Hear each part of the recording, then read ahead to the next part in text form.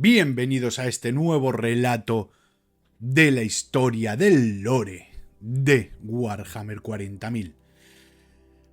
Esta es la historia de Sanguinius, primarca de la 9ª Legión, una figura central en la historia del Imperio cuya vida y muerte marcaron el destino de la humanidad.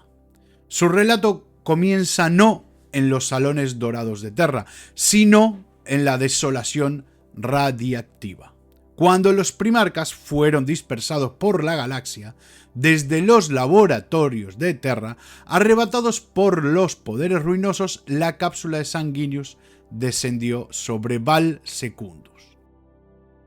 Este no era un mundo clemente, era la segunda luna del planeta Val, un mundo salvaje, devastado por guerras atómicas del pasado, un páramo tóxico donde la vida era una lucha constante. El infante fue descubierto en un lugar que hoy se conoce como la Caída del Ángel. Quienes lo encontraron no fueron nobles ni científicos, sino una tribu nómada de humanos supervivientes que se hacían llamar la gente de sangre pura, o simplemente la sangre. Y fue ese primer encuentro donde la vida del primarca estuvo a punto de extinguirse antes de comenzar. El niño estaba alterado. De su espalda brotaban dos pequeñas alas vestigiales. Para muchos en la tribu, esto era una marca inconfundible de mutación, un toque del caos, tal vez un regalo oscuro conseguido durante su tránsito por la disformidad. El debate fue feroz. Muchos querían matarlo allí mismo para preservar la pureza genética de la tribu. Sin embargo, otros vieron más allá de las alas. Vieron a un niño que en todo lo demás era físicamente perfecto. Finalmente, la piedad y los mejores instintos de la sangre prevalecieron. Decidieron perdonarle la vida y adoptarlo. Sanguinius no tardó en demostrar que no era un humano común. Al igual que sus hermanos primarcas, su crecimiento fue acelerado a un ritmo vertiginoso. A las 3 semanas de ser encontrado, ya poseía el tamaño de un niño de 3 años y era capaz de caminar. Al cumplir su primer año terrano, su desarrollo físico y mental era comparable al de un humano, un hombre adulto. Pero lo que realmente los separaba de sus padres adoptivos no era solo su crecimiento, sino su resistencia. Mientras que los humanos de Val necesitaban trajes protectores para sobrevivir en el exterior, Sanguinius caminaba desnudo y sin protección por los baldíos radiactivos. Su filosofía trascendía las limitaciones humanas.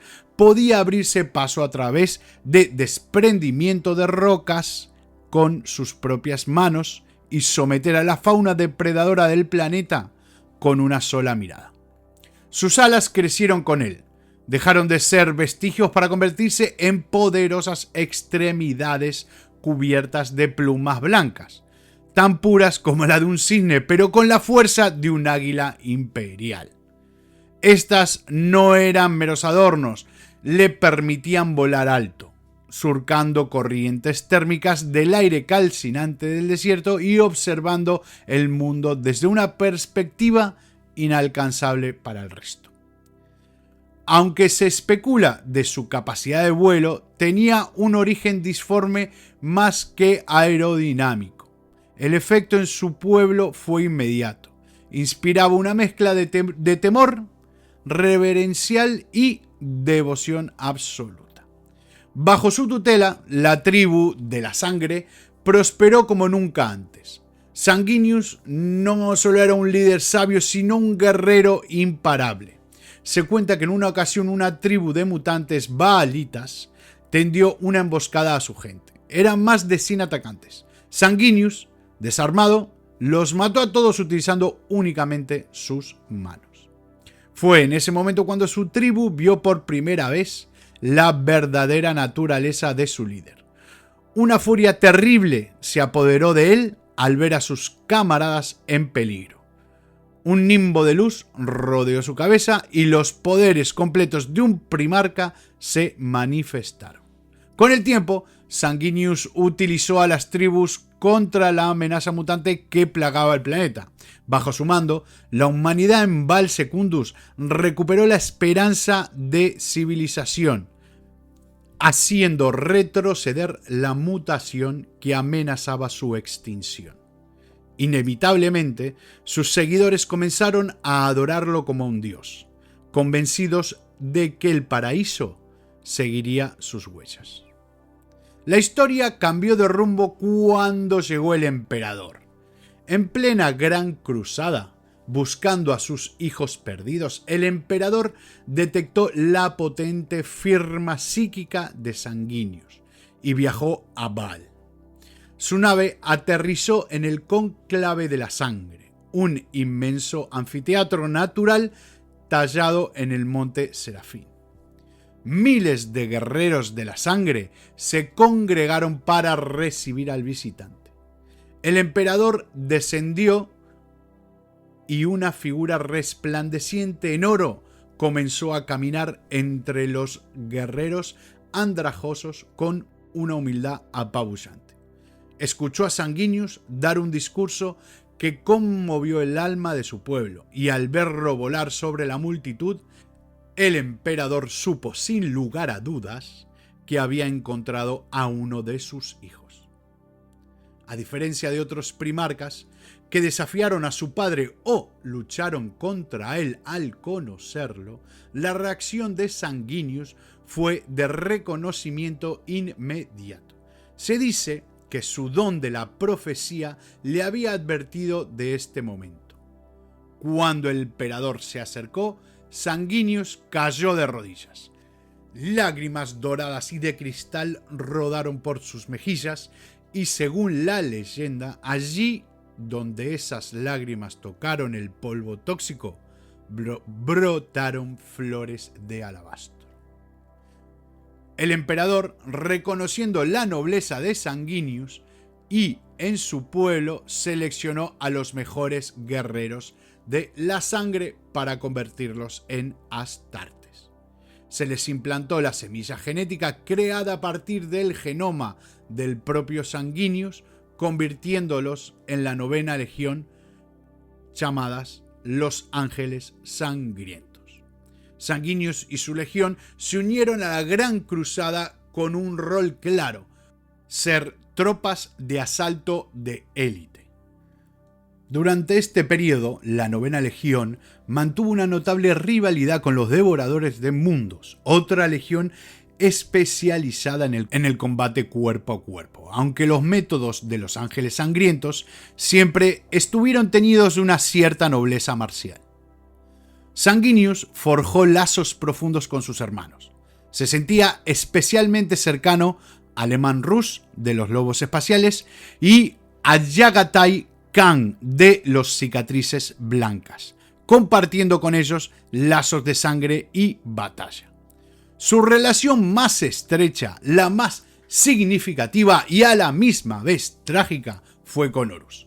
Cuando el emperador se retiró a Terra tras la victoria en la cruzada de Ulanor para trabajar en su proyecto secreto de la telaraña, nombró a Horus señor de la guerra. Sanguinius aceptó esto sin reservas, reconociendo la capacidad de liderazgo de su hermano. Sin embargo, la retirada del emperador sembró dudas en los corazones de muchos primarcas, un sentimiento de abandono que eventualmente abonaría el terreno para la traición. La tragedia comenzó cuando Horus, corrompido tras ser herido en la luna de Davin, inició su rebelión. Horus temía a Sanguinius más que a cualquier otro. Conocía su poder y su lealtad inquebrantable. Por ello, ideó un plan para eliminarlo o corromperlo antes de atacar Terra. Ordenó a la 9ª Legión limpiar el Cúmulo Cygnus, un sistema estelar triple que supuestamente había sido invadido por Xenos. Sanguinius, ajeno a la traición, obedeció. Pero lo que encontraron no fueron alienígenas, sino una manifestación del infierno. El sistema había caído ante los poderes ruinosos, transformándose en un reino de mundos demoníacos gobernados por Kairis el Perverso, un gran demonio de Slaanesh. La flota de los Ángeles Sangrientos fue emboscada nada más llegar. Navegantes y astrópatas murieron o enloquecieron por el asalto psíquico. Atrapados, los Ángeles Sangrientos descendieron a Cygnus Prime para combatir. Sanguinius lideró el ataque como un vengador, enfrentándose a hordas de cultistas y demonios, abriéndose paso hasta la Catedral de la Marca. Fue allí donde se encontró con Kavanda, el gran demonio de Khorne, uno de los asesinos más prolíficos del dios de la sangre. El demonio se burló de Sanguinius y le reveló la verdad. Horus había traicionado al emperador.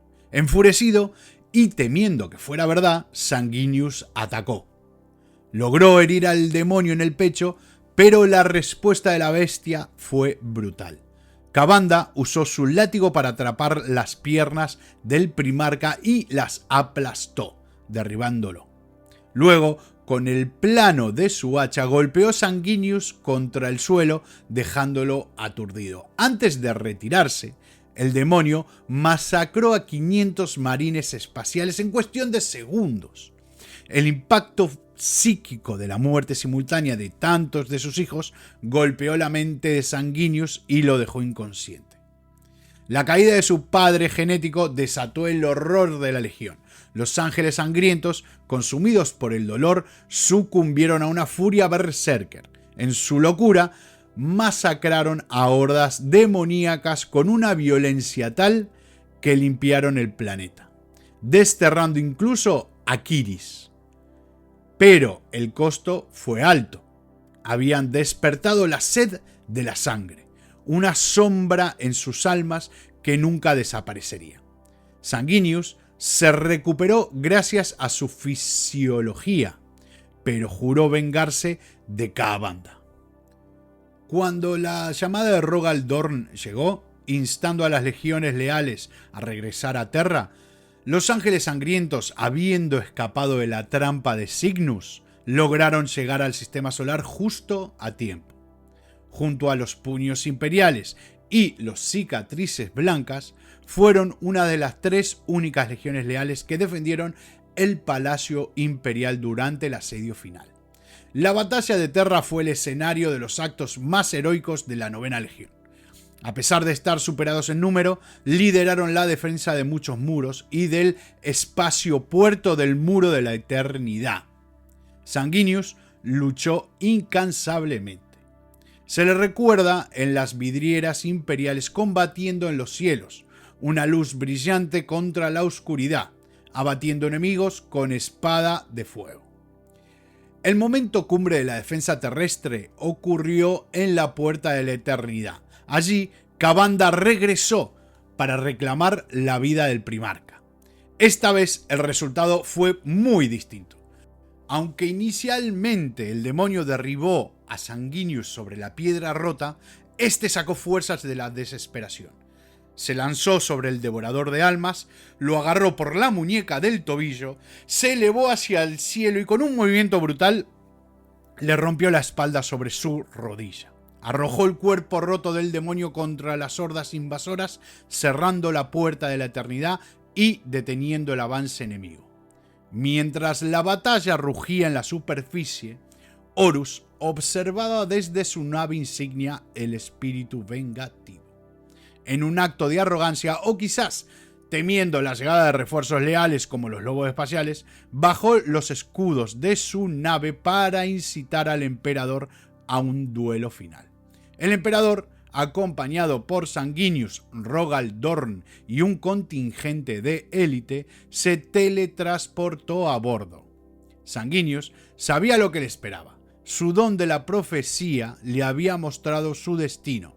Sabía que no sobreviviría a ese día. Y sin embargo, a bordo de la nave, los Ángeles Sangrientos sostienen que fue un acto de deber supremo. Entró en la boca del lobo con plena conciencia de su fin. Separado del emperador en el interior de la nave corrupta, Sanguinius llegó primero ante Horus. El señor de la guerra, hinchado por el poder de los 4 dioses del caos, intentó tentar a su hermano una última vez. Le ofreció poder, un lugar en el nuevo orden galáctico, y Sanguinius hasta el final se negó, dejando así una última frase conocida en todo el universo Warhammer 40.000, la cual dice: preferiría morir. El combate fue desigual. Sanguinius estaba herido, agotado por semanas de lucha continua en Terra. Horus estaba en la cúspide de su poder antinatural, pero no obstante Sanguinius atacó. Horus no solo mató a Sanguinius, lo destruyó física y espiritualmente.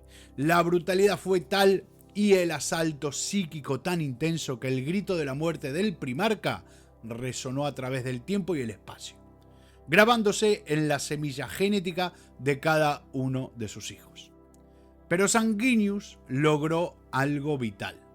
En su lucha desesperada consiguió abrir una pequeña grieta en la armadura de Horus. Cuando el emperador encontró finalmente a Horus, halló el cuerpo roto de Sanguinius a sus pies. En el duelo que siguió, esa pequeña grieta creada por el sacrificio de Sanguinius resultó ser decisiva. Se dice que fue una imperfección la que permitió al emperador asestar el golpe final que acabó con el architraidor, salvando a la humanidad, aunque a costa de quedar él mismo mortalmente herido. El cuerpo de Sanguinius fue recuperado por las fuerzas imperiales y llevado de vuelta a Baal. Allí descansa en una vasta tumba bajo la capilla principal de los Ángeles Sangrientos, custodiado por enormes efigies angélicas. Para el imperio en general, Sanguinius es hoy, 10.000 años después, el más venerado de todos los primarcas. Su nombre es sinónimo de sacrificio noble.